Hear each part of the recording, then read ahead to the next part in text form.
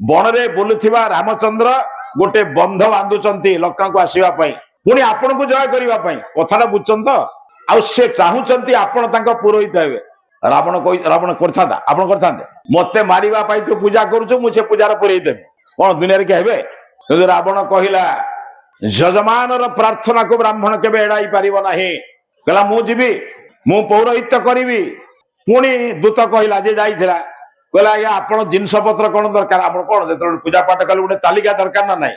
ଘିଅ କେତେ ଦରକାର, କାଠ ଦରକାର, ଚାଉଳ ଦରକାର, ସବୁ ଦରକାର। ସେ କହିଲେ ସେ ବଣରେ ବୁଲୁଛି, ସେ କୋଉଠୁ ଜିନିଷ ଆଣିବ?